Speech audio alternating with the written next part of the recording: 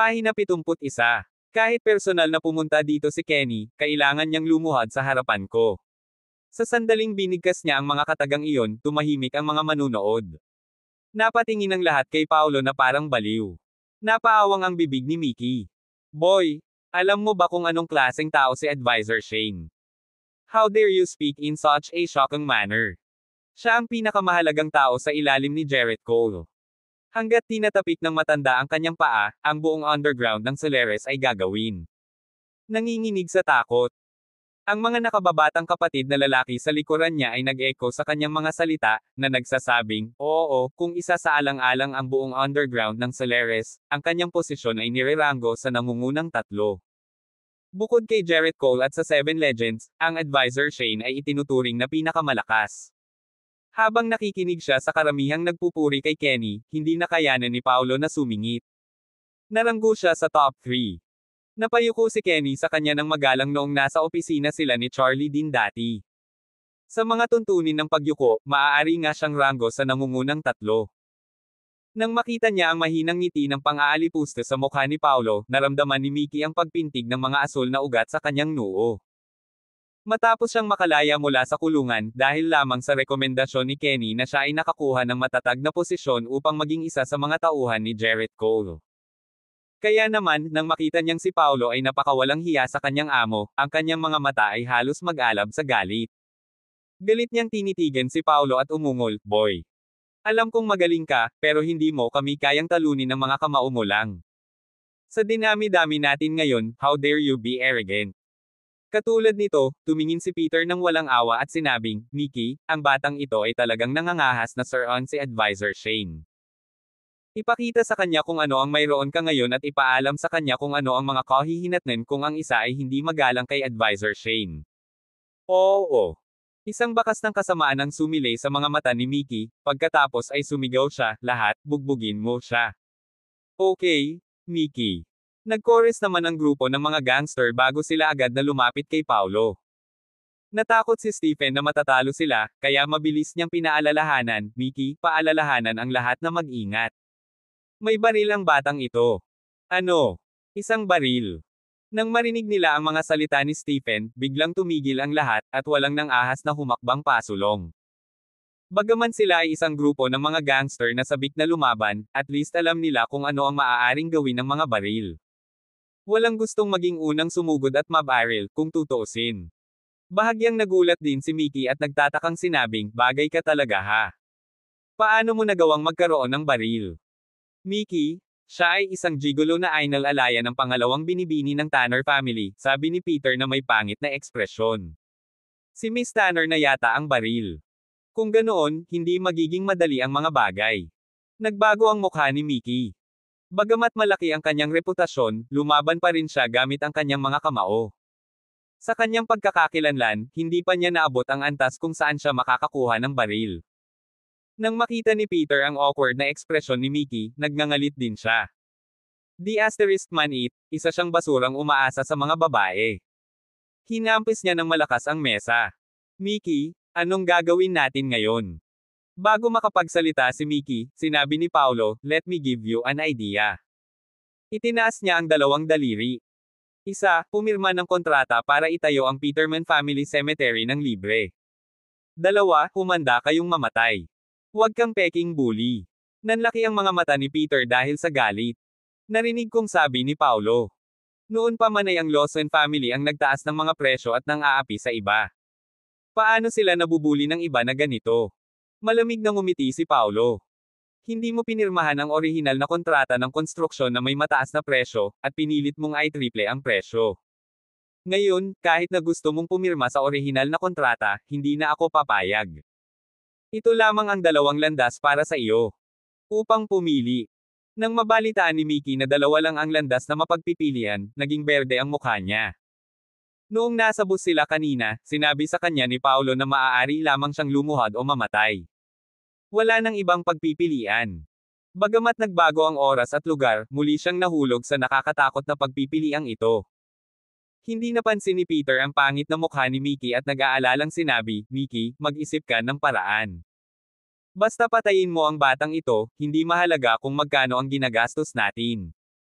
Ang ibig niyang sabihin ay kakaunti lang ang mga bala sa baril, kaya walang dapat isakripisyo ang ilang lalaki. Sa anumang kaso, hindi ito malaking bagay dahil maaari lamang silang magbigay ng karagdagang kabayaran sa mga pamilya. Paulit-ulit na nagbago ang ekspresyon ni Mickey, pero sa huli, ayaw pa rin niyang mamatay ng ganoon ang mga tauhan niya. He gritted his teeth and replied, "Since nothing works, Advisor Shane lang ang pwede kong puntahan. Nagkataon lang na nasa Cleopolis siya ngayon.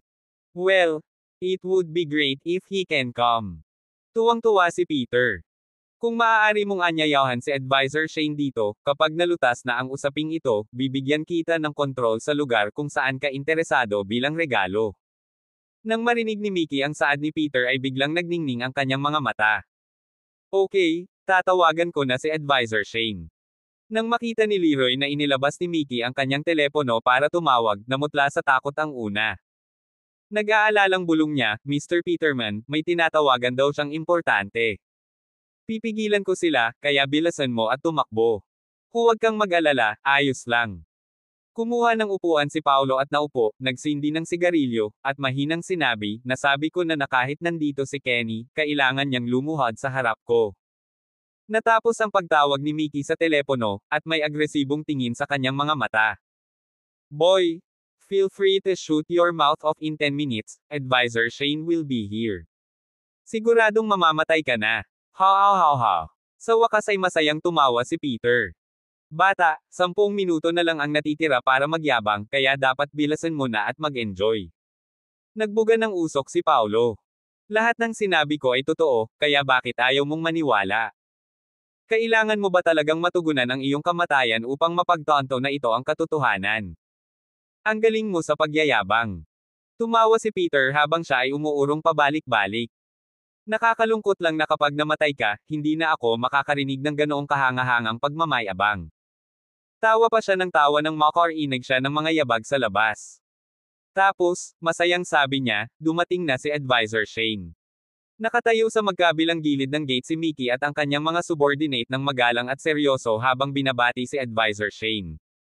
Maya-maya, umalangaw-ngaw sa gate ang mayabang na boses ni Kenny.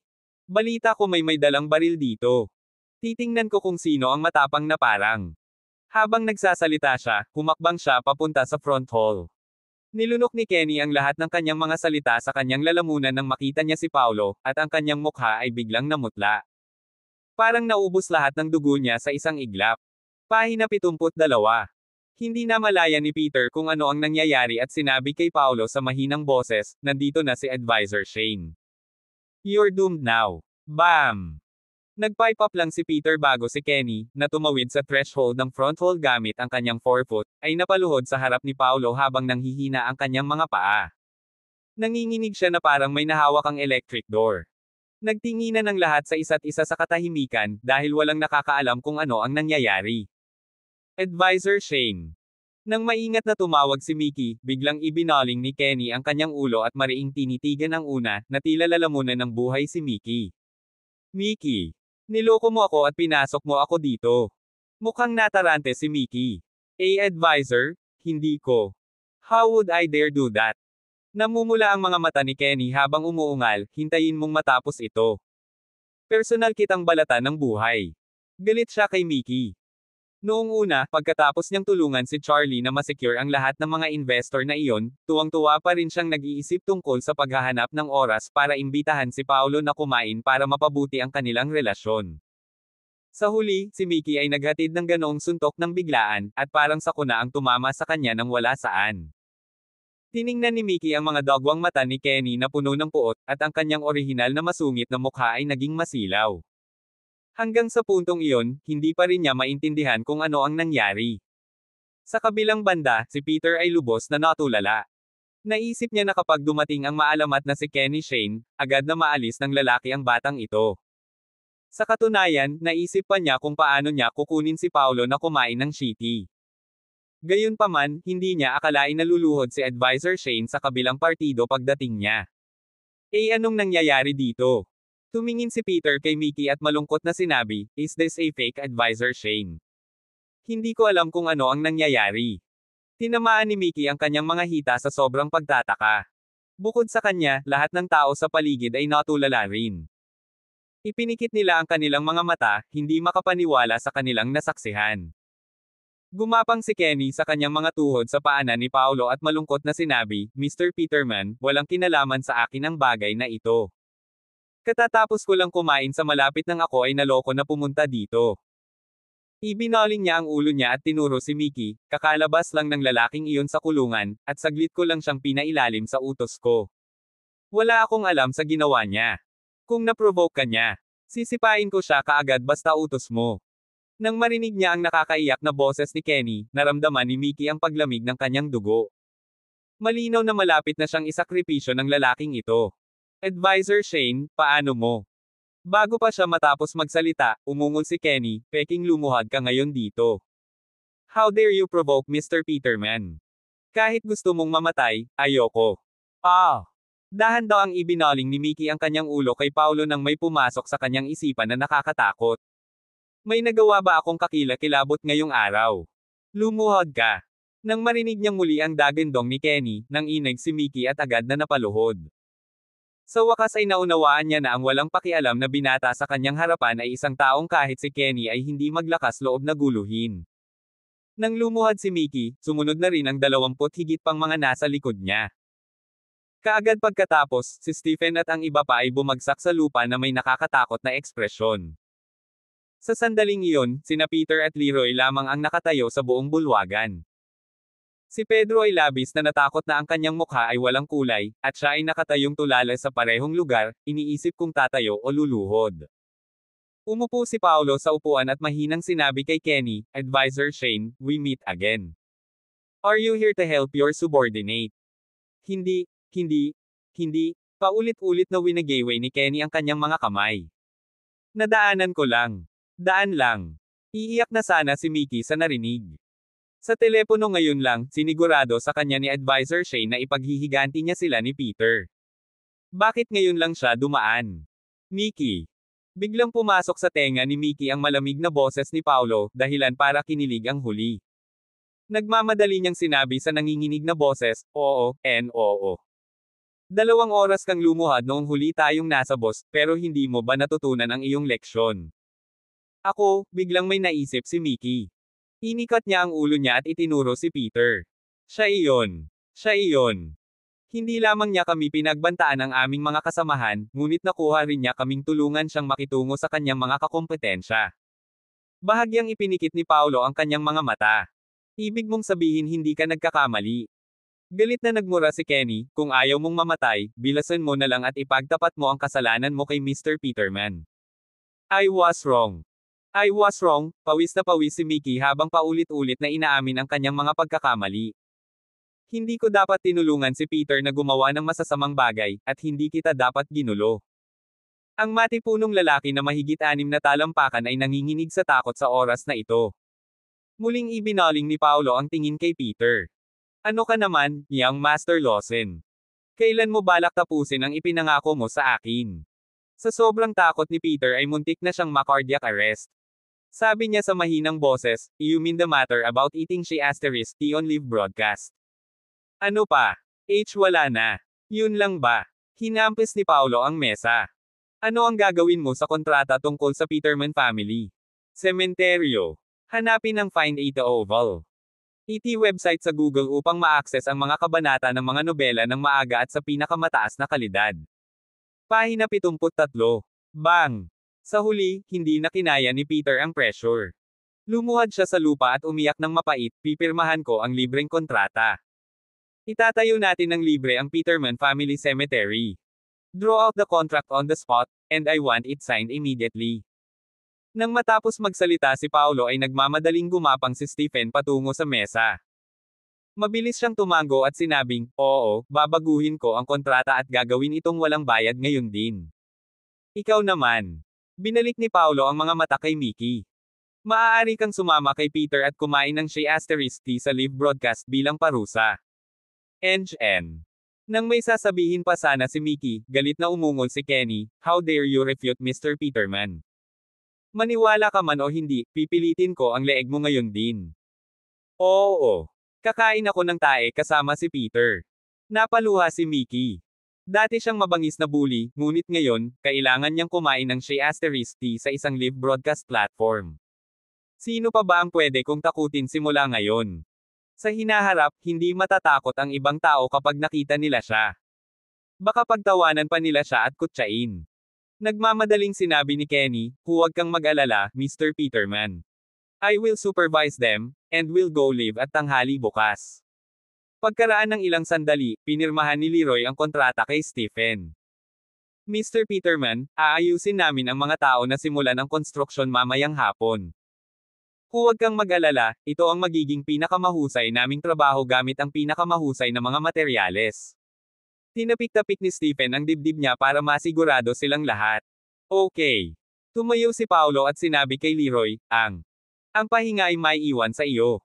Oo. Mr. Peterman. Puno ng panatikong pagsamba ang tingin ni Leroy kay Paulo.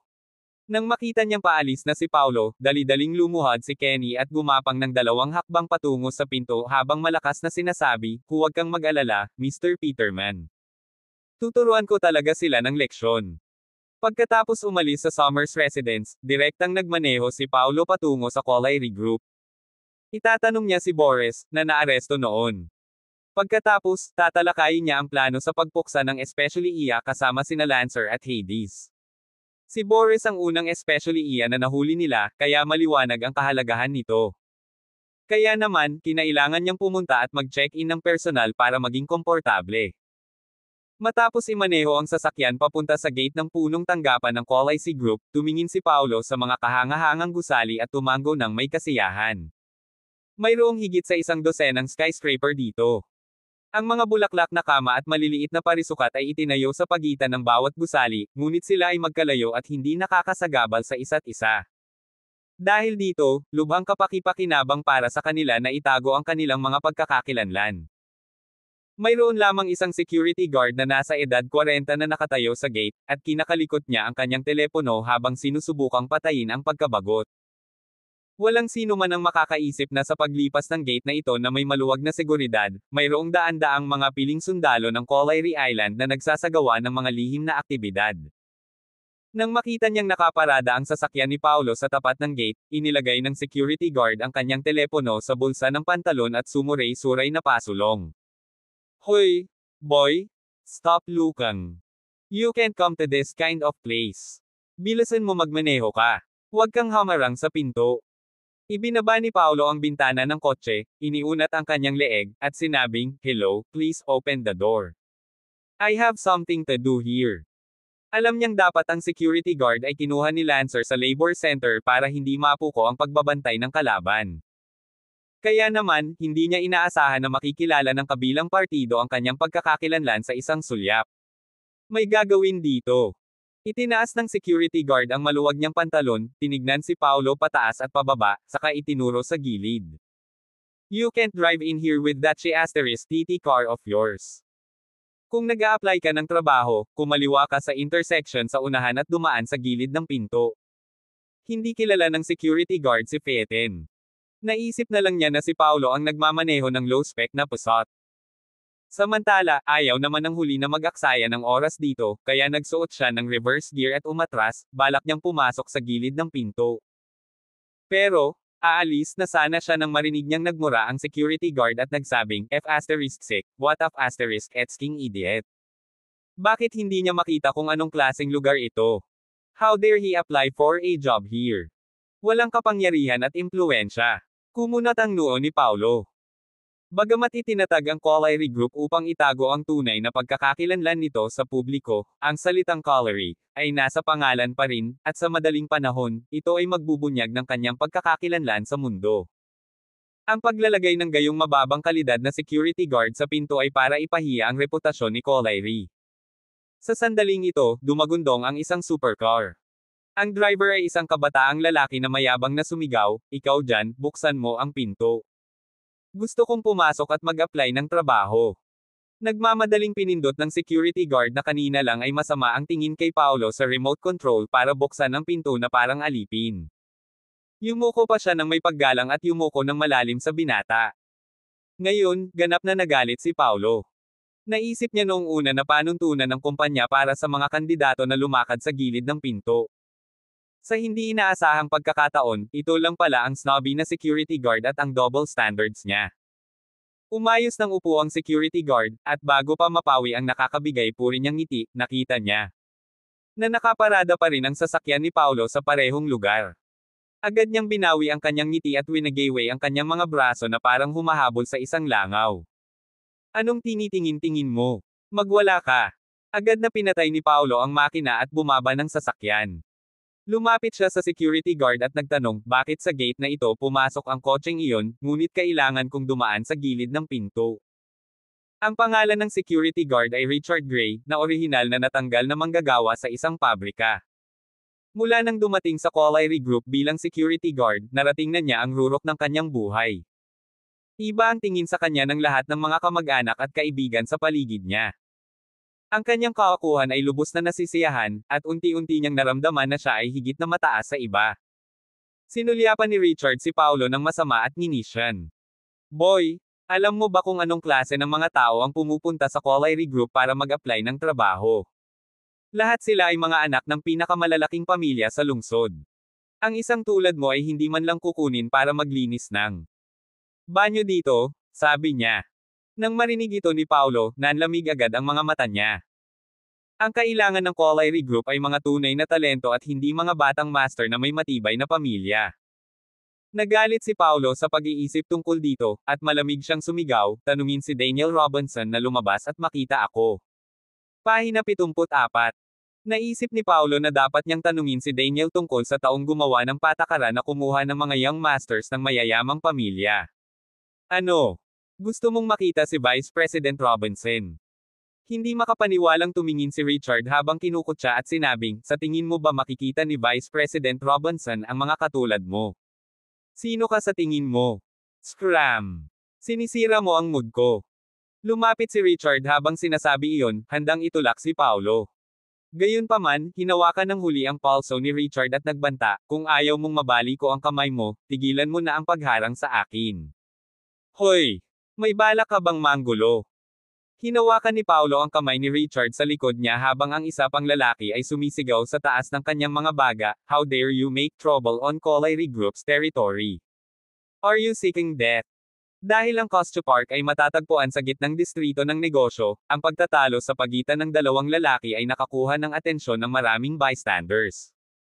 Mayroon ba talagang isang tao na maglakas loob na magdulot ng eksena sa harap ng Collier Group?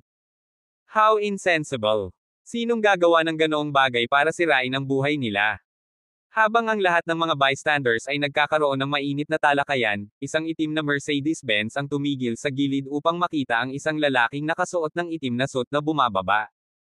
Siya ay mukhang mga 35 taong gulang, at siya ay nagpakita ng isang mapagmataas na ugali ng maharlika. Mr. Carter. Nang makita ni Richard ang lalaking iyon, lumingon siya at sumigaw, Mr. Carter, may naririto para manggulo sa ating kumpanya. Itinuon ni Jay Carter ang kanyang mga mata kay Paulo at nagtanong, hindi mo ba alam kung nasaan ka? Ang isang simpleng pagtulak ni Paulo ay sapat na para matamba si Richard sa lupa. Pagkatapos noon, itinuro ni Paulo ang signboard na halos 3 lalaki ang taas bago siya sumagot, nasa Collier Group ako. Hindi ba nakasulat doon? Samantala, ginamit ni Richard ang kanyang mga bias para ihanda ang kanyang sarili habang siya ay nakadapa. Para siyang gulong-gulo habang bumangon, humihingal. Mr. Carter, ang batang ito ay nagmaneho dito gamit ang isang masamang kotse at hinaranggan ang pasukan. Binatukan niya ako nang pigilan ko siya sa pagpasok. Hayaan mo akong hawakan ito. Itinaas ni Jay ang kamay at kinausap si Paulo sa malamig na tono. Dahil alam mong Collier Group ito, maging mas matino at umalis ka kaagad, he uttered. Habang pinapalaki niya si Jay, sumagot si Paulo, at sino ka? Ako ang bagong general manager ng Collier Group, si Jay Carter. Galing ako sa isang prestihiyosong pamilya, kaya isang karangalan para sa isang hamak na karaniwang tao na makilala ang aking pangalan. Inangat ni Jay ang ulo niya at nagpatuloy, so, mas mabuting mawala ka na kasama ang basurang sasakyan mo bago ako magalit.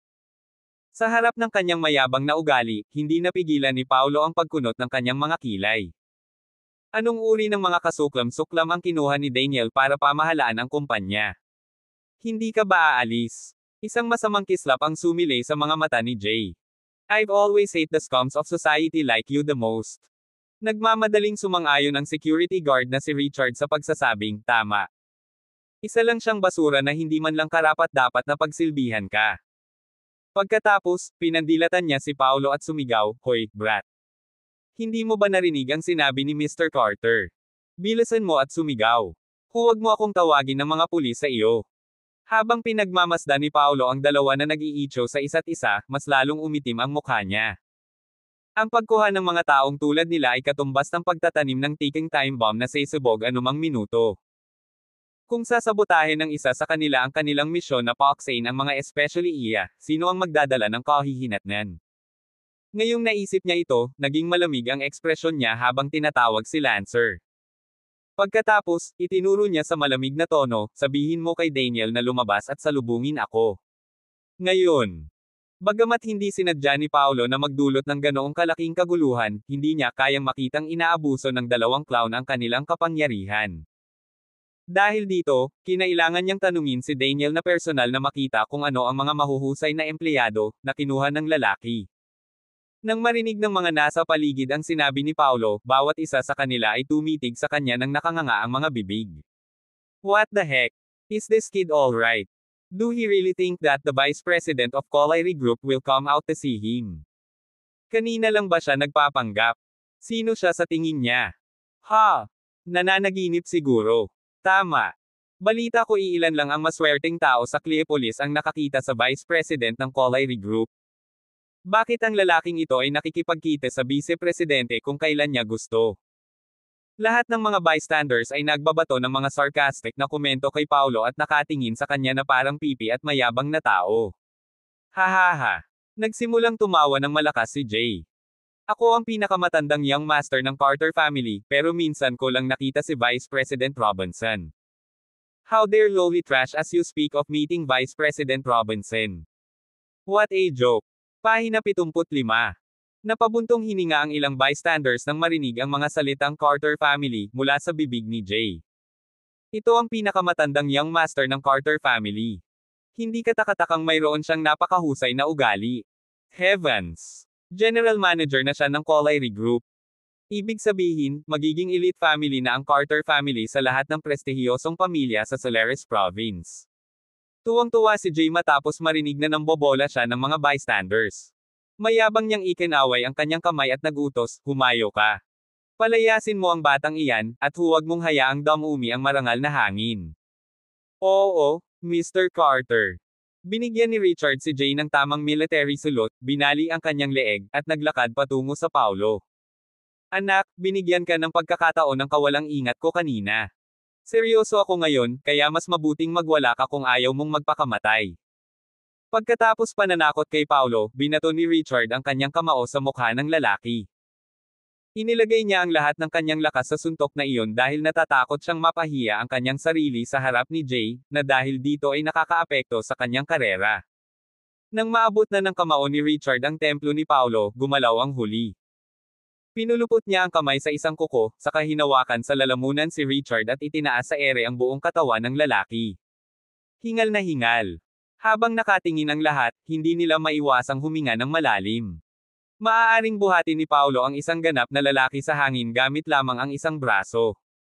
Ang gayong puwersa ay katulad ng sa isang hayop. Matapos hawakan ng kanyang lalamunan, namula ang mukha ni Richard dahil sa inis habang pilit niyang ginagalaw ang kanyang mga paa, sinusubukang makatakas sa pagkakahawak ni Paulo. Gayunpaman, hindi man lang natinag ang malabakal na mga braso ng huli habang ang pagkakahawak nito ay parang bitayan na mahigpit na nakapulupot sa leeg ni Richard. Tapikin. Tapikin. Tapikin. Napaatras si Jay ng ilang hakbang sa gulat. Kahit patayin mo siya, hindi pa rin lalapit si Vice President Robinson at makikilala ang isang hamak na tulad mo. Habang tinatapos ni Jay ang kanyang mga salita, narinig niya ang nagmamadaling yabag mula sa likuran. Hey! Mr. Peterman, nandito ka na. Ang dumating ay ang Vice President ng Colliry Group, si Daniel. Naghahanda siya para sa pre-bid conference nang bigla siyang makatanggap ng tawag mula kay Lancer. Matapos matuklasan na si Ares ay kasalukuyang nasa pasukan ng kumpanya, halos tumalon siya sa kanyang balat. Si Ares, ang God of War, ay nasa Colliry Group, ngunit may hamarang sa kanya na makapasok sa kumpanya. Kahit na magkaroon ng 10 buhay si Daniel, hindi ito magiging sapat bilang kabayaran. Walang oras na natitira, sumisingil siya sa pinakamabilis na bilis na ginamit niya sa labanan at galit na tumakbo sa pasukan ng kumpanya. Mr. Peterman. Habang nakatayo siya sa harapan ni Paulo, namumula si Daniel sa pagkabalisa. Itataas na sana niya ang kanyang kamay para sumaludo nang bigla niyang napagtantong hindi ito ang tamang setting kaya't mabilis niyang ibinaba ang kanyang kamay. Mr. Peterman, bakit hindi ka tumawag para ipaalam sa akin na pupunta ka para sa isang inspection? Sa ganoong paraan, handa sana akong tanggapin ka. Ang kagandahang loob na ipinakita ni Daniel kay Paulo ay nagpalaki sa mga mata ng lahat. Sino ang binata na ito? Ang kanyang pagkakakilanlan ay kailangang maging lubhang makapangyarihan upang ang vice-presidente ng Collieri Group ay maging magalang sa kanya. Samantala, natulala si Jay na parang estatwa. Bagamat nakataas pa rin ang kanyang ulo, ang ugali noon ay ganap na naglaho. Ngayon, para siyang gansa na nakahawak sa leeg, balisa at katawa-tawa. Hindi siya makapaniwala sa kanyang nakita dahil si Vice Presidente Robinson ay napakagalang sa isang hamak na tao. Then, he watched as Paulo cause alay through Richard on the ground with a bang at scolded, ganito ba ang pamamahala mo sa mga empleyado mo? Mabagsik at malakas ang boses ni Paulo. Nang makita niya ang galit na hitsura ni Ares, naramdaman ni Daniel na basang-basa ang kanyang sando sa malamig na pawis. Kahit na siya ang vice-presidente ng Collieri Group, siya ay isa lamang karaniwang sundalo sa Collieri Island. Ibinigay ni Paulo ang lahat ng mayroon siya ngayon, at hindi siya nang ahas na tiisin ang kahihinatnan ng galit ng lalaki. Kasalanan ko ang lahat, Mr. Peterman. Matapos matakot sa labas ng kanyang katalinuhan, naramdaman ni Daniel ang kanyang mga tuhod na nanghina habang siya ay nakaluhod sa harap ni Paulo. Hingal. Halos magkagat-dila ang lahat sa eksenang nasa harapan nila sa sobrang gulat. Nagkatinginan ang karamihan. Hindi pa sila nabigla nang makita ang Vice President ng Collieri Group na lumuhad sa harap ng isang binata. Namilog ang mga mata ni Richard, at nawalan siya ng malay matapos siyang dumighay. Sa kabilang banda, naramdaman ni Jay ang panginginig ng kanyang mga paa nang walang malay. Ang kanyang makintab at nakadjal na buhok ay ginulo na parang pugad ng manok, at blanko ang kanyang isip. Kinusot-kusot niya ang mga mata, hindi makapaniwala sa nangyayari sa harapan niya. Ang isa ay ang vice-presidente na kanyang sinasamba, habang ang isa naman ay ang hamak na basura na kanyang ininsulto at minamaliit. Pero ngayon, nakaluhod yung una habang nakatayo yung isa. Hanggang ngayon ay hindi pa rin niya maiikot sa utak niya kung bakit mangyayari ang kakaibang eksena. Pahina 76. Habang nakatingin si Paulo sa nakaluhod na si Daniel, na umamin sa kanyang mga pagkakamali, mas nanlamig ang kanyang tingin. Hindi mo ba alam ang lugar mo? Tinuruan ka ba ng supervisor mo na maging walang kwentang duwag? NGN. Hindi napigilan ni Daniel na kiligin. Biglang naisip niya na siya na ang vice-presidente ng Collieri Group, at ang kanyang mga aksyon ay kumakatawan sa Collieri Group. Bukod doon, isa rin siyang elite na sundalo ng Collieri Island. Magiging warrior daw ako. Isang sundalo. Paano ako nakaluhod sa publiko? Opo, sir. Alam ko po ang mga mali ko. Pagkatapos, mabilis na bumangon si Daniel at magalang na sinabi, I'm sorry, Mr. Peterman. With a serious look, Paulo announced, hindi ako ang dapat mong pagsisihan. Lahat ng iba. Pagkasabi niya nun, tinuro niya si Jay at Richard. How could you hire these two clowns for the company? Are you trying to ruin Collieri Group? Maaaring hindi maintindihan ng iba ang kahulugan sa likod ng mga akusasyon ni Paulo, ngunit naiintindihan ni Daniel. Mayroong daan-daang mga elite na sundalo sa Collieri Group, at bawat isa sa kanila ay nasa isang matinding labanan ng talino sa iba pang mga especially iya sa labas ng kumpanya. Kung ang isang kinuha ni Daniel ay sasabotahe sa kanilang spy exterminating mission, paano niya haharapin ang mga mandirigmang iyon na itinaya ang kanilang buhay para sa misyon? Paano niya magagawang harapin ang mga mamamayan ng Costco kung ang kanilang mga kaaway ay nakapasok sa bansa dahil sa kanyang mga pagkakamali? Naiintindihan ko ang ibig mong sabihin, Ginoo. Pagkatapos, nilapitan ni Daniel ang walang malay na si Richard at sinipa ito habang umuungol, bumangon ka na. Alam kong gising ka na. Vice President Robinson. Habang dahan-daang iminulat ni Richard ang kanyang mga mata, nagngangalit ang kanyang mga ngipin sa takot. Dati ay nahimatay siya dahil sa gulat ngunit mabilis na namulat matapos bumagsak sa lupa. Gayunpaman, alam niyang hindi maganda ang magiging katapusan niya ngayon, kaya pumikit siya at nagpanggap na wala pa rin siyang malay. Dahil sa sinabi ni Daniel sa mga sandaling iyon ay nawala na siya ng ganang magpanggap, kaya nanginginig siyang bumangon. Mabuti pang sabihin mo ang totoo sa nangyari. Kinagat ni Daniel ang kanyang mga ngipin. Nakita isa hanggang isa ang taong ito na bumaba sa isang murang sasakyan, kaya gusto ko siyang itaboy. Sa pagtingin sa unti-unting pagdidilim ng mukha ni Daniel, naramdaman ni Richard ang init sa pagitan ng kanyang mga hita. Nahihina niya ang kanyang pantalon sa gulat. Nang marinig ni Daniel ang paliwanag ni Richard, hindi niya naiwas ang gustong balatan si Richard ng buhay. May lakas ng loob si Richard na itaboy si Ares. Ito ay isang pagpapakamatay na gawa. Flop.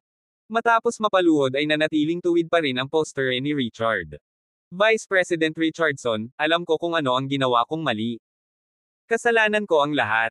Ako ay may kasalanan, ngunit, please spare me this once. The one you should be begging is not me. Daniel put some sense back into him by yelling. Agad namang naintindihan ni Richard ang sinabi ni Daniel at nilapitan niya si Paulo na nakaluhod. Pagkatapos, nagmamakaawa siya habang humihikbi, "Sir, please be gracious and spare me and once." Hindi mo man lang sinabi na basura ako. Walang awa nang umisi si Paulo. Basura ako. Ako ang basura. You can treat me like a nobody. Habang naniningkit ang kanyang mga mata, nagtanong si Paulo, "Alam mo ba kung ano ang mali mo?" Alam ko. Alam ko. Paulit-ulit na tumango si Richard. Dapat hindi nakita hinatid sa side entrance. Hindi kita dapat ininsulto. Promise hindi ko nagagawin yun. Hindi na mauulit. Hindi yun ang ginawa mong mali, hindi mo ba nakikita? Hindi napigilan ni Paulo na sabihin sa lalaki. You judged a book by its cover. Ang mga nagmamaneho ng mag-agarang sasakyan at mayayaman ay may respeto sa inyo, samantalang ang mga ordinaryong tao na nagdadrive ng karaniwang sasakyan ay hindi man lang makapasok mula sa main entrance. Anong panuntunan iyon, at sino ang gumawa nito? Malakas at malinaw ang bawat salitang sinabi ni Paulo. And now, I understand. Hindi na ako magiging stock-up snob. Basang-basa ng luha ang mukha ni Richard habang umiiyak, huwag mo akong tanggalin sa trabaho. May mga magulang at anak akong papakainin. Ano ang gagawin ko kung mawalan ako ng trabahong ito? Siya ay mahigit 40 ngayong taon at hindi wala akong anumang mga kasanayan na nagpapahayag sa kanya. Mula nang umalis siya sa pabrika, labor-intensive na ang kanyang ginagawa. Ngayong sa wakas ay nagkaroon na siya ng marangal na trabaho bilang security guard ng Collieri Group, nagatubili siyang matanggal sa trabaho sa ganoong paraan. Walang paraan na hahayaan niya ang kanyang sarili na bumalik sa kung ano siya pagkatapos lamang ng ilang araw ng pagkuha ng kanyang trabaho. Sino ang nakakaalam kung gaano karaming mga sarcastic remarks ang naghihintay sa kanya kung siya ay tinanggal? Pakiusap, nakikiusap ako sa iyo. Huwag mo akong paalisin. Habang iniisip ito ni Richard, mas lalo siyang natakot. Maging ang kanyang noo ay duguan sa lahat ng kanyang paghikbi. Habang nakatingin kay Richard, bahagyang napabuntong hininga si Paulo. Kapag nakita kitang snobbish ulit, tatanggalin kita agad. Oo naman. Salamat po sir. Maraming salamat po.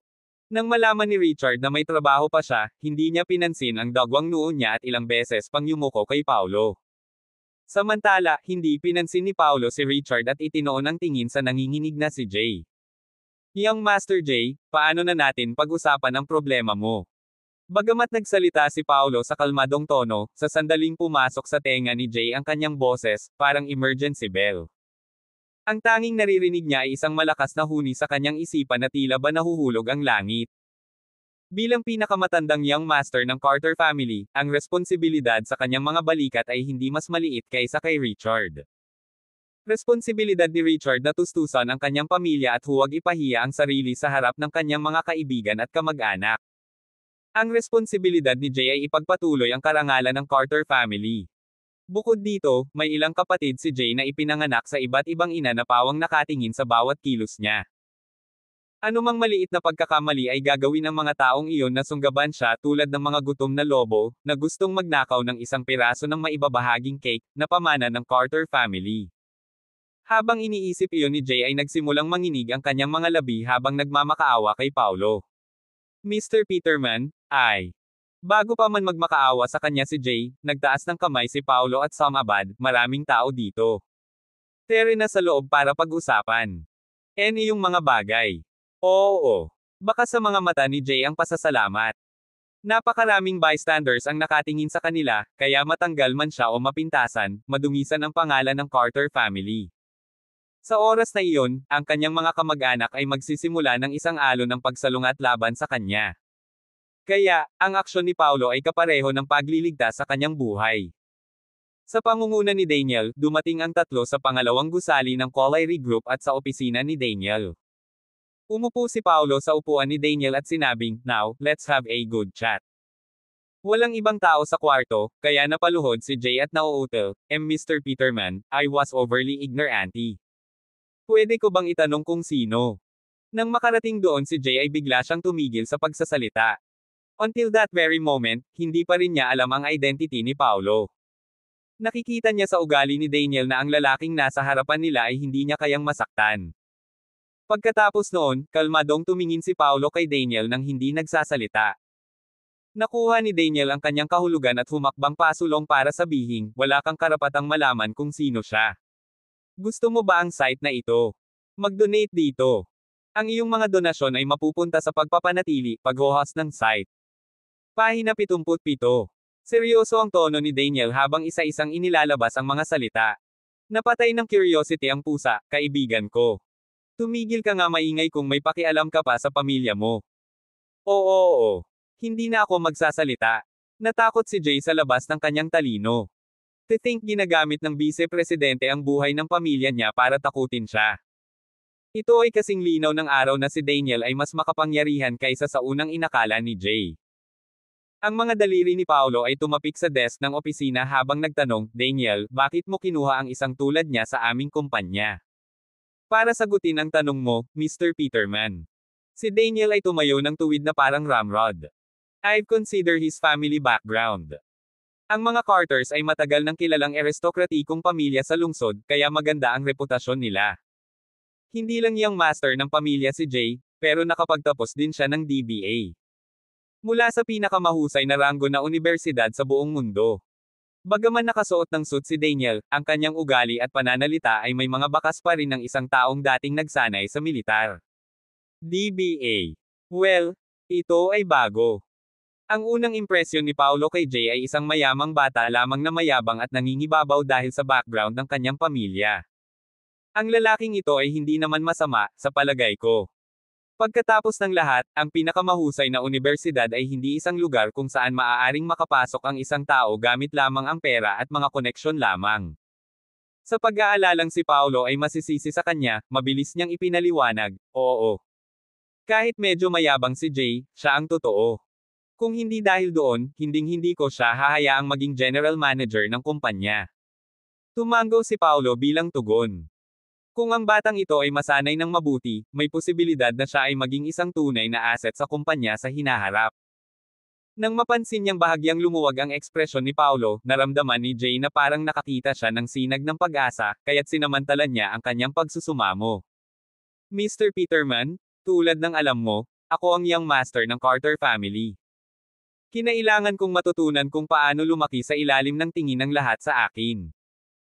Lahat ay sumabog sa pagkakataong purihin ako, ngunit lahat sila ay naghihintay para sa araw na ako ay gumawa ng isang pagkakamali. Wala akong pagpipilian kundi maging kung sino ako ngayon upang maprotektahan ang aking sarili. Bagamat alam ni Paulo na nagsasabi siya ng totoo, malamig pa rin siyang nagtanong, are you trying to give excuses? Hindi. Sa takot, lumuhad si Jay at humingi ng awa. Lubos kong naiintindihan na ang ugali ko ang naging problema, at ipapangako kong magbabago ako. Isinusumpa ko ang buhay ko, kaya't huwag mo akong paalisan. I can consider not fired you. Kumakatok pa rin ang mga daliri niya sa mesa. Isa sa alang-alang ko ito kung maaari mong itama ang iyong mapagmataas na pag-uugali at sundin ang lahat ng aking mga utos. Pakiramdam na parang isang malaking pasanin ang biglang inalis sa kanyang mga balikat, yumuko si Jay at nagpasalamat sa kanya, na nagpapahayag, sisiguraduhin kong itatama ko ang lahat ng aking masamang gawi at susundin ang iyong pamumuno. Sige, hihilingin ko kay Daniel na bantayan ka. If ever na makatanggap ako ng balita na minamaliit mo na naman ang isang tao, I'll make sure to finish you of myself. Oo. Hinding-hindi ko na uulitin yon. Tuwang-tuwa si Jay to the point na parang gusto na niyang umiyak dahil sa wakas ay nakaligtas na siya sa panganib.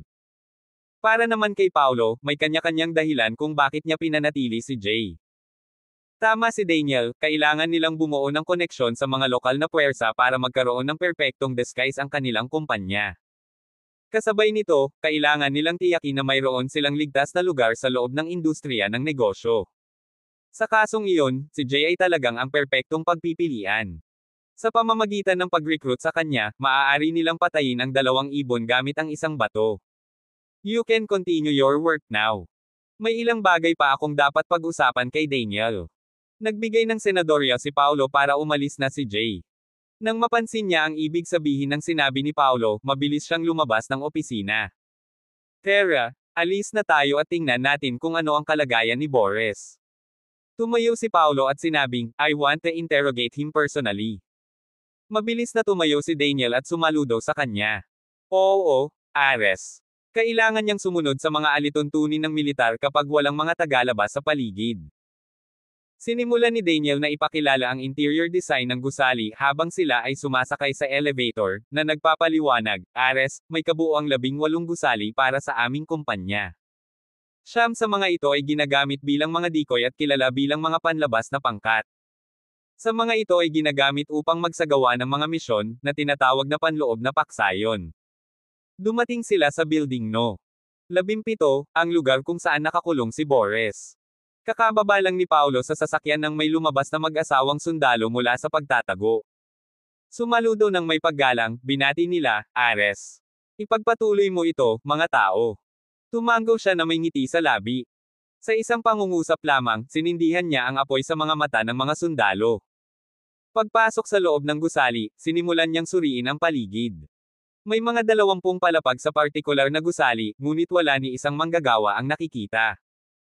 Ang tanging nakikita lamang ay ang mga kumikislap na pulang ilaw ng maraming security camera na sinusubaybayan ang bawat sulok ng gusali. Ares, nakakulong si Boris sa 2nd floor. Akyat na tayo. Katatapos lang magsalita ni Daniel nang tumakbo si Lancer sa direksyon nila. Ares. Tumango siya at tumalikod at nagutos, Daniel, pwede ka nang bumalik sa pwesto mo sa ngayon. Hindi mo na kailangang pansinin ang bagay na ito, dahil gusto kong mag-focus ka sa pagpapanatili sa panlabas na gawain ng kumpanya. Oo, Ginoo. Nakatayo sa atensyon, sumaludo siya kina Paolo at Lancer bago umalis. Nasaan si Hades? Tanong ni Paolo habang naglalakad sila patungo sa interrogation room. Nagtatago siya sa isang ambush sa mansyon ni Boris para makita kung may mga hanggal na maglalantad. Umiling siya, sinabi niya, hilingin mo siyang bumalik. Malamang lahat ng mga kasama niya ay nagtago mula nang nawala si Boris ng napakatagal na panahon. Mahirap akitin ng sino man sa kanila. Palabas. Dinala siya ni Lancer sa harap ng isang malaking bakal na gate. Boss, nasa loob ng kwartong ito si Boris. Habang nagsasalita siya, ilang beses siyang kumatok sa pinto ng may ritmo. Pagkaraan ng ilang sandali, binuksan ng isang sundalo ang pinto mula sa loob. Ang bintana sa silid ay nakasarado nang hindi pumapasok ang liwanag. Ang tanging bagay doon ay isang maliit na lugar para sa bentilasyon, humigit kumulang 11 pulgada. Ang pagkakabukod ng tunog ay na-install ng perpekto, at walang isang tunog ang ipinadala mula sa labas. Nakakatakot ang katahimikan sa madilim na silid, kaya kahit sinong tao ay masisira kapag nagtagal dito. Kaya, ito ang perpektong lugar para mag-interrogate sa mga kriminal. Ibinigay ni Lancer ang kanyang ulat na nagsasabing, ang buong gusali ay na-remodel para espesyal na gamitin para sa pagkakulong at interogasyon. Napasinghap sa metal na pabango ng dugo, tumango siya ng may kasiyahan. Nagawa mo ang isang mahusay na trabaho. Pagkatapos niyang gumawa ng ilang hakbang pasulong, nakita niya ang ilang upuan na inilagay sa gitna, habang ang mga hanay ng mga nakakatakot na kagamitan sa pagpapahirap ay inilagay sa gilid. Ito ay isang tanawin na magiging sanhi ng kahit sino upang makakuha ng goosebumps sa buong katawan. Si Boris ay nakatali sa isang upuan, ang kanyang buong katawan ay natatakpan ng mga mantsa ng dugo, na may walang pakialam na ekspresyon sa kanyang mukha. Malinaw na hindi ito ang unang round ng interogasyon. Striding right in front of him, Paolo questioned, ikaw ba si Boris? Pahina 78. Nang marinig ang boses ni Paolo, itinaas ni Boris ang kanyang ulo at tahimik na tinitigan ang lalaki ng hindi nagsasalita. Ikaw ay isang propesor, ngunit ang aking mga tauhan ay gumamit ng gayong malupit na pamamaraan sa iyo. Mukhang sila ay masyadong magaspang. Napakalambot ng boses ni Paulo, na para bang nakipagtsasya sa isang matandang kaibigan sa halip na tanungin ang isang kriminal. Tama. I came to Kosche to attend the academic forum. How dare you treat me like this? Ay demanda kita sa international court. Galit na sumigaw si Boris sa sirang Kostchen. Malamig na tumikim si Lancer, bakit kailangan mong dumalo sa academic forum na may dalang baril? Dumampot siya ng baton at sinabi kay Paulo, Boss, ang B***** na ito ay matigas ang ulo sa isang kasalanan. Bigyan ko siya ng leksyon na dapat tandaan. Isang takot na si Boris ang lumaban sa lubad habang sumisigaw, ito ay ilegal na pagkabihag. Ito ay labag sa batas. Hinihiling kong makontak ako ng embahada ni Suoya. Pagtaas ng kamay, pinigilan ni Paulo si Lancer. Hindi magandang ideya na gumamit ng interogasyon ng walang pag-iingat. Kinuha niya ang isa sa mga upuan at umupo sa harap mismo ni Boris habang walang imak na sinabi niya, wala akong masyadong oras. Ito na ang huling pagkakataon na ibibigay ko sa iyo, kaya sabihin sa akin ang mga pangalan ng lahat ng mga especially iya sa Suoya at ang kanilang mga undercover na pagkakakilanlan. Wala akong ideya kung anong mga especially iya ang sinasabi mo. Isa lang akong normal na propesor. Tinatapon mo lang ako ng dumi. Dahil ayaw pumayag ni Boris, naging malamig ang ekspresyon ni Paulo. Naging mabait ba ako sayo? Hindi. Tumakbo ang mga panginginig sa gulugad ni Boris. Nakatitig ng diretso sa hazel na mga mata ni Paulo, nakikita niya ang pinaka-nakakatakot na layunin ng pagpatay sa mundo na nakadirekta sa kanya. Pagtayo, kinuha ni Paulo ang isang 4-inch na karayom mula sa isang metal box. Hindi ko kinasusuklaman ang pag-aaksaya ng aking oras. Ikaw. Ano ang sinusubukan mong gawin? Narealize ni Boris na ang soft-spoken na si Paulo ay mas nakakatakot kumpara kay Lancer. Mas gugustuhin pa niyang hagupitin o bugbugin pa ng batute kaysa harapin ang malamig at walang kaluluwang titig ni Paulo. Ang aking ninong ay isang maladyos na tao na nagturo sa akin ng maraming bagay. Hawak ang karayom sa kanyang kamay, lumapit si Paulo kay Boris habang nagpatuloy siya sa malamig na boses, gayunpaman, isa lang ang natutunan ko sa kanya na nakinabang sa akin sa buong buhay ko. Isa itong sinaunang medikal na kasanayan. Nanlaki ang mga mata ni Boris habang nakatitig sa karayom sa takot. Anong mga medikal na kasanayan? Pinag-uusapan mo ba ang mga kasanayan sa acupuncture ni Kosche? Medyo malawak ang iyong kaalaman. No wonder na naging professor ka, malamig na ngumiti si Paulo. Kung ganoon, dapat alam mo rin na ang isang karayom na ito ay maaaring pumatay o magligtas ng buhay ng isang tao, hindi ba? Namutla ang mukha ni Boris habang nanginginig ang mga labi. Wala akong alam, talaga. Wala akong ideya sa sinasabi mo kahit napatayin mo ako. Sige, matyaga kang tao. Lumawak ang ngiti ni Paulo. Hawak ang karayom sa pagitan ng dalawang daliri, tinusok niya ang likod ng ulo ni Boris sa isang tiyak na paraan. Natusok ng karayom ang 7 bitik sa loob ng ilang segundo, at bumaon ito ng malalim sa kanyang ulo. Isang nakakadugong hiyawan ang umalangaw-ngaw sa buong silid. Nagpatuloy si Paulo ng walang anumang pag-aalaga, ang acupuncture na ito ay mabuti para sa iyong poly, at maaari din itong gamutin ang maputik na dumi sa iyong utak. Katatapos lang niyang magsalita nang biglang manginig ang buong katawan ni Boris. Pagkalipas ng ilang sandali, mararamdaman mo ang sakit na ipinapadala sa iyong buong katawan. Kung ikukumpara sa sakit na mararamdaman mo pagkalipas ng ilang segundo, wala ito. Parang umaalingaw-ngaw ang boses niya mula sa kailaliman ng underworld. Maging si Lancer ay hindi maiwasang makaramdam ng panginginig na dumadaloy sa kanyang katawan. Sasabihin ko lahat ng nalalaman ko. Si Boris ay hindi kailanman natakot ng ganito, ni hindi siya nakaramdam ng labis na sakit dahil sumigaw siya ng malakas, sasabihin ko sa iyo ang lahat ng nalalaman ko. Alisin mo sa akin ang man na karayom na ito. Pinitik ni Paulo ang kanyang mga daliri sa bilis ng liwanag nang lumabas ang karayom sa kanyang ulo. Tumama sa lupa ang kalabog ng metal. Phew! Nakahinga siya ng maluwag. Ilang minuto pa lang ay basang-basa na ang buong katawan niya sa malamig na pawis. Hindi na niya gustong maranasan muli ang nakakakilabot na pakiramdam na iyon. Umupo si Paulo sa kanyang upuan habang mahinahong nagkomento, hindi mo na kailangang dumaan sa sakit na ito kung sumuko ka kanina. Ngayon, sabihin mo sa akin. Ilan na ba sa inyo ang nakalusot, at ano ang mga pagkakakilanlan at codename na ginagamit ninyong lahat? Ano ang layunin sa likod ng operasyon sa Kosche? At para saan ang operasyon? Pahina 79. Tama ka dahil isa nga akong especially iya mula sa Swoya. Pero, hindi ko talaga alam ang mga sagot sa mga tanong mo. Huminga siya ng malalim, nagpatuloy siya, hindi ako nagsisinungaling. Ordinaryong propesor talaga ako. Pumunta ako dito para dumalo sa academic forum. Pero bago ako umalis, may lumapit sa akin at sinabing siya. Gusto niya akong magtrabaho para sa bansa, sinabi niya sa akin na pumasok bilang isang especially iya at maghintay para sa karagdagang mga utos, ngunit bago ako makatanggap ng anumang mga misyon, nakuha na ng iyong mga tauhan. Ako. Nang marinig ang sagot niya, kumunat ang noo ni Kingsley. Masyadong sinsero ang ekspresyon ni Boris, kaya hindi siya sigurado kung nagsisinungaling siya. Kung gayon, paano ka makikipag-ugnayan sa kanila? May panloob na server, paliwanag niya. Maaari kong kontakin ang taong gumagamit nito. Gayunpaman, hindi ako sigurado sa kanyang tunay na pagkakakilanlan. Bigyan mo ako ng link sa website. Agad namang nagningning ang mga mata niya. Kung masusubaybayan niya ang website, magagawa niyang makuha ang lahat ng ito sa isang strike.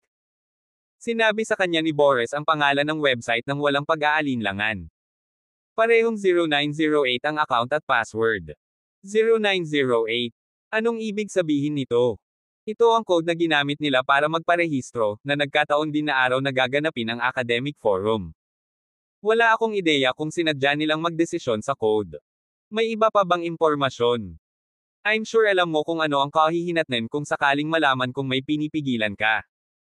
Nakatitig ng diretso sa malamig na tingin ni Paulo, tanging nanginginig na boses ang naisagot niya, nasabi ko na sa iyo ang lahat ng nalalaman ko. Ang iba naman, wala na talaga akong ibang alam. Panatilihin ang tingin kay Boris para ilang segundo para masigurado na hindi siya nagsisinungaling, dahan-daang tumayo si Paulo at inutusan si Lancer, gamutin mo ang mga sugat niya sa katawan. Hindi na kailangan na tanungin siya Ngayon pa. Oo. Tumugon si Lancer bago nagpatuloy, hihilingin ko sa isang tao na suriin kaagad ang IP address. Kapag nahanap na namin ang kanilang lokasyon, agad naming ipapadala ang aming mga tauhan doon upang makuha sila. Sige. Ipaalam mo sa akin kung may problema ka. Roger yan. Nang makitang aalis na si Paulo, mabilis na sumigaw si Boris, nasabi ko na sa iyo ang lahat ng nalalaman ko. Kailan mo ako mapaalis dito? PayPal-abasin kita kapag nakiusap ang estudyante mong si Andrew na palayain kita. Inilabas ang mga salitang iyon, umalis si Paulo. Sa ikalawang araw, kagigising lang ni Paulo nang makatanggap siya ng tawag mula kay Hades. Ares, may kaunting problema kapag sinubukan naming i-hack ang website.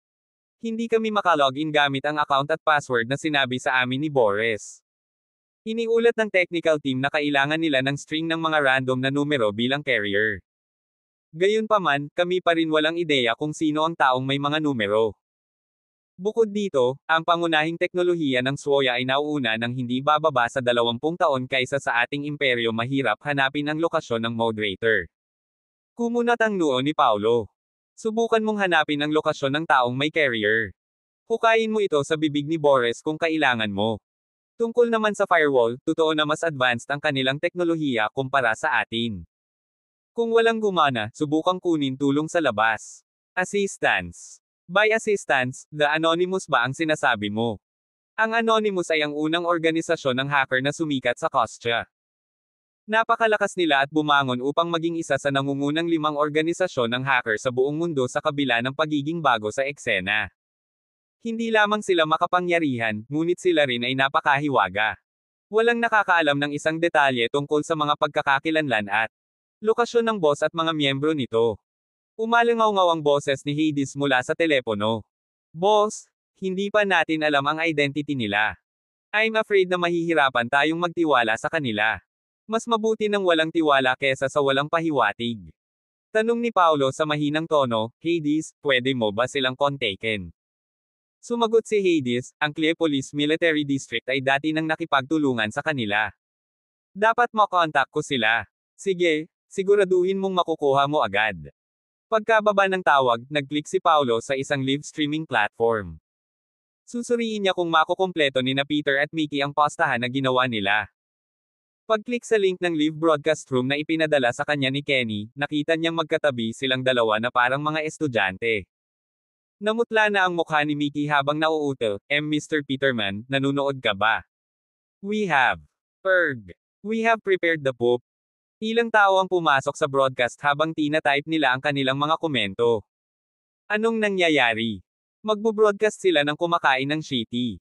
What the F asterisk sick, niloloko ba ako ng mata ko? Baliw ba silang dalawa? Sa tingin ko walang limitasyon sa mga bagay na gagawin ng isang tao para sa pera. Gagawin nila ang lahat para makuha ang atensyon at impluwensyahan nila. What the hell? Kumakain ako ng tanghalian nang pumasok ako sa maling broadcast room. Column. At that very moment, another person commented, "Are you guys in your right mind? Dito ka na lang titira at manunood ng dalawang lalaking kumakain ng shitty." Ang broadcast room sa tabi ng pinto ay inaabuso niyang Master Shane ang kanyang fiancée. Ngayon na ang tinatawag mong totoong palabas. Kumunat ang noo ni Paolo habang binabasa ang komento. Young Master Shane. Fiancée. Si Cecilia ba ang pinag-uusapan nila? Pinaikit niya ang kanyang kilay. Si Shane ba ay nagbo-broadcast ng kanyang pang-aabuso kay Cecilia? Sa pag-iisip tungkol doon, agad siyang lumabas sa kasalukuyang kwarto at nag-click sa stream na may caption na "Beating up the cheating B****". Ipinakita sa video ang isang silid na pinalamutian ng marangyang. Sa gitna ng screen ay isang malaki at bilog na kama. Isang upuan ang inilagay sa harap ng kama kung saan nakatali ang isang magandang babae sa upuan. Ang kanyang bibig ay napuno ng mabahong medyas, at ang kanyang mukha ay namumula. Sa hitsura nito, halos wala na siyang malay. Nakatayo sa tabi niya ang isang lasing na binata na nangungulit sa mga taong nakatutok sa kanyang batis. Engaged na sa akin ang B**** na ito, but to think lumalabas pa rin siya para makipaglaro sa ibang lalaki. Ngayon, bubugbugin ko siya hanggang sa hindi na siya makilala bago siya ibigay sa akin. Magkapatid na laruin. Mayroong ilang mga tao na nagkomento sa stream. Ang babaeng ito ay isa sa 5 beauties of Cleopolis. Huwag mong sirain ang maganda niyang mukha. Tama, ayoko makipaglaro sa babaeng kasing bukol ng ulo ng baboy. Pagtingin sa babaeng nasa screen na malapit ng mahimatay, nakaramdam ng panginginig si Paolo. Hindi yun walang tao. Cecilia yan. Bagamat 2 beses pa lang silang nagkita, ang napakarilag na babaeng ito ay nag-iwan ng malalim na impresyon sa kanya. Puno ng paghanga at kuryosidad ang mga titig nito sa tuwing tumitingin ito sa kanya. Hindi man niya yun isinaalang-alang, walang paraan na maiwan niya ito ng ganito noong matalik niyang kaibigan si Bean. Kung may mangyari kay Cecilia, sigurado siyang masasaktan si Bean. Pag-abot sa isang conclusion, ipinadala ni Paolo ang link ng broadcast sa Lancer. Hihilingin niya sa kanya na tingnan ang lokasyon ni Shane. Ilang sandali pa ay nakatanggap siya ng reply mula kay Lancer. Boss, pinalaki namin ang mga gusali sa labas ng bintana gamit ang aming teknolohiya. Mula sa hitsura nito, napagpasyahan namin na ito ang silangang silid tulugan sa ika-8 palapag ng La Myriad. Kakailanganin pa rin nating siyasatin ang partikular na numero ng kwarto. Dapat ko bang ipadala ang ating mga tauhan? Hindi na kailangan. 2 salita ang sagot ni Paolo at tinawagan si Mickey. Hindi mo na kailangang kumain ng shitty. Tawagan mo ang mga tauhan mo at sundan mo ako sa isang lugar. Iiyak na sana si Mickey habang umuungol, dapat sinabi mo sa amin kanina. Kakatapos lang namin kumain. Huwag kang ang magsalita ng kalokohan. Isama mo na ang mga tauhan mo at pumunta ka sa La Myriad. Pahina 80. Pagkatapos ng tawag kay Mickey, agad na ibinaba ni Paolo ang tawag, nagpalit ng damit, at lumabas. Dahil sapat na ang mga puwersa ni Mickey, hindi na kailangang gamitin ang mga taga-Collieri Island para harapin ang isang tulad ni Shane. Ngayong nasa loob na ng sasakyan si Paolo, nag-isip muna siya bago tumawag kay Jay. Naalala niya na dati sa Ramada Hotel, binanggit ni Hugo na ang kataypan ni Cecilia na si Shane ay isang illegitimate child mula sa Carter family. Sa kabilang banda, si Jay ang lehitimong pinakamatandang young master ng Carter family, kaya malulutas ni Paolo ang bagay na ito nang walang kahirap-hirap sa tulong ni Jay. Medyo malapit lang ang La Myriad sa Villa ni Rin, at mga 10 minuto lang ang biyahe papunta doon sakay ng kotse. Sa pagtingin sa gusaling may higit sa 20 palapag, tinansya ni Paolo na ito ay naghohas ng humigit kumulang 100 silid ng iba't ibang mga sukat. Kung itinago ni Shane si Cecilia sa loob, kailangang hilingin ni Paolo sa militar na i-lock ang gusali at magsagawa ng masusing paghahanap. Gayunpaman, ayaw niyang ibunyag ang kanyang pagkatao dahil sa maliit na bagay. Matapos tingnan ang kanyang relo, nakalkulo niya na kakailanganin ni Mickey ng mga 20 minuto upang tipunin ang kanyang mga tauhan at dumating. Kaya, kailangan niyang gamitin ang oras na iyon para mahanap ang eksaktong lokasyon ni Cecilia. Sa sandaling dumating si Mickey at ang kanyang mga tauhan, maaari nilang iligtas o sirain ang pugad ng kalaban nang hindi hinahayaan na magkaroon sila ng pagkakataong itago siya. Ito ang pinakamabilis na paraan para iligtas siya at hindi magdulot ng anumang hindi kinakailangang problema. Pagpasok ni Paolo sa club, nakita niya ang isang walang laman na unang palapag na may isang receptionist na may makapal na make-up na nag-scroll sa kanyang telepono dahil sa pagkabagot. Nang makita niya itong naglalakad papasok, agad itong tumayo at bumati, "Nandito ka ba para dumalo sa party na pinangasiwaan ng kaibigan ng presidente?" Ang party ay ginaganap sa ika-8 palapag. Maaari mong gamitin ang elevator dito para makarating doon. Matapos siyang tumango, pumasok si Paolo sa elevator nang walang sinasabi. Ang mga bagay ay naging mas maayos kaysa sa kanyang inaasahan, ngunit ang kanyang ekspresyon ay malamig pa rin bilang yelo. Ginawa ba nila ang party na ito para lang ipahiya ang isang mahinang dalaga? Pagdating ng elevator sa ika-8 palapag, lumabas si Paolo sa elevator at sinalubong siya ng nakakabinging musika. Pagkatapos, isang naka-uniforming dilag ang lumapit at pinalaki si Paolo saglit bago magalang na nagtanong, "Hello, ako ang attending manager, si Abigail Braxton. How can I assist you, sir?" "Wala bang party dito?" Malamig na tanong niya. "Nandito ako para sa party." Natigilan si Abigail. Inimbitahan lamang ng Pangulo ang 8 young masters mula sa mga prestihiyosong pamilya sa party, at lahat ng 8 young masters ay dumating na. Saan nanggaling ang taong ito? Pinapanatili ang kanyang kalmado, tumango siya at sumagot, "Pakihintay habang tinatanong ko." Bago pa siya matapos magsalita ay may lumabas mula sa tapat ng kwarto. Katamtaman ang haba ng buhok ng lalaking iyon at mukhang lasing. Siya ay pasuray-suray patungo kina Abigail at Paolo na may laman na baso ng alak sa kanyang kamay. "Pretty manager, hindi ba't pinadala ka namin ng ilang bote ng Hennessy? Bakit hindi mo ibinalik?" Mabilis na sumagot si Abigail, "Mr. Covey, may isang lalaki dito. Nandito daw siya para dumalo sa party." "Ha?" Tumingin si Simon Covey kay Paolo na may malasalaming mga mata, nagtatanong, "Sino ka ba? Sa tingin mo ba ay karapat-dapat kang sumali sa party?" Sumuray-suray siya pasulong at pinalaki si Paolo bago sumigaw ng lasing, "Anak, hindi ito lugar para sa mga katulad mo. Brr. You're not one of us." Habang nagsasalita si Simon, inabot niya ang kamay para itulak si Paolo, ngunit umiwas si Paolo at sumagot, "Huwag mo akong patulan." "What the heck?" Napangiwi si Simon. "May kakayahan ka." Pagkatapos nito, itinapon ni Simon ang baso ng alak, inikot ang kanyang manggas, at itinuro si Paolo. "Nagkataon lang na natulog ako kamakailan kasama ang isang fitness coach at nagka-muscle. Halika, mag-duel tayo at panoorin kitang bugbugin." Nang matapos siya, inihampas niya ang kanyang kamao sa mukha ni Paolo. Gayunpaman, wala sa mood si Paolo na harapin ang gayong walang karanasan, kaya't hinawakan niya ang mahinang kamao ni Simon at bigla siyang itinapon ng 10 metro ang layo. Bang!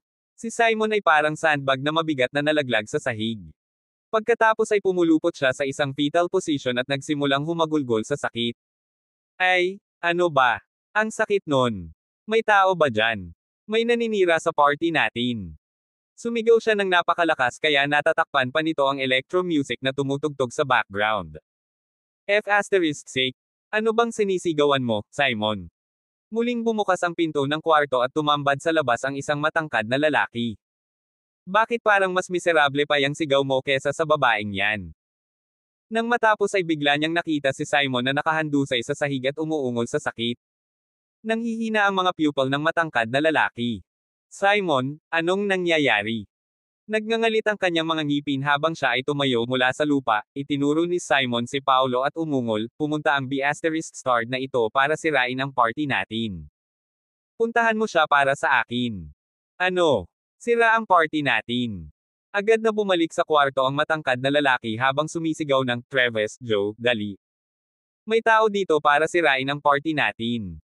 Hindi nagtagal, lumabas sa kwarto ang ilang young masters na nakasuot ng mamahaling branded na damit na may mga mayayabang na ekspresyon sa mukha.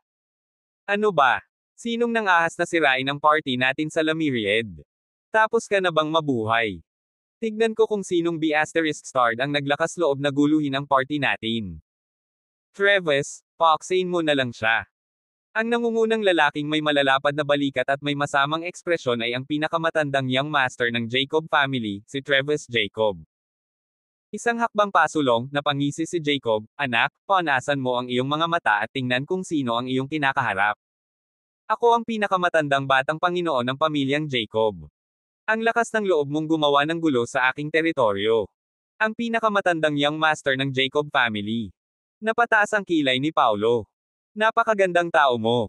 Kakaputol lang ni Paulo sa kapatid ni Travis na si William Jacob, pero bilang nakatatandang kapatid ni William, may mood pa rin si Travis na magdaos ng party. Nang marinig ni Travis ang mga salita ni Paulo, napurol ang kanyang ekspresyon. "Ano ang sinusubukan mong ipahiwatig?" "Wala akong ipinapahiwatig," sabi ni Paulo. "Gusto ko lang itanong kung kailan gaganapin ang libing ni William." "Bukas." Walang malay na sagot ni Travis, ngunit bigla siyang nahulog sa gulat. "Sino ka? Paano mo nalaman ang tungkol sa kapatid ko?"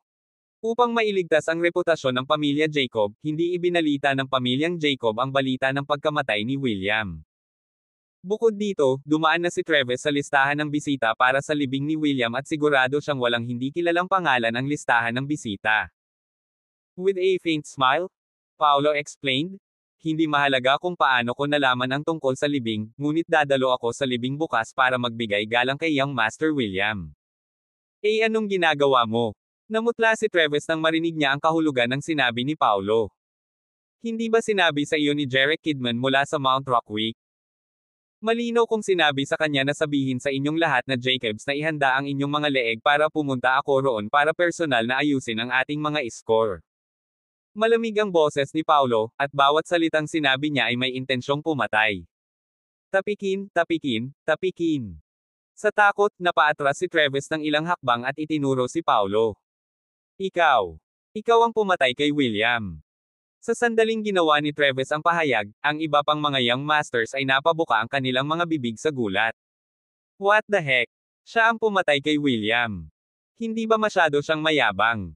Nagpapakita ng sarili pagkatapos pumatay ng tao." Tumalon sa isang paa, sumigaw si Simon, "Manager Braxton, ano pa ang hinihintay mo? Magmadali at tumawag ng mga pulis para arestuhin ang mamamatay tao." Dahil sa pagkagulat sa mga pangyayari, mabilis na tumango si Abigail matapos marinig ang utos ni Simon. "Oo. Tatawag ako ng pulis, ding."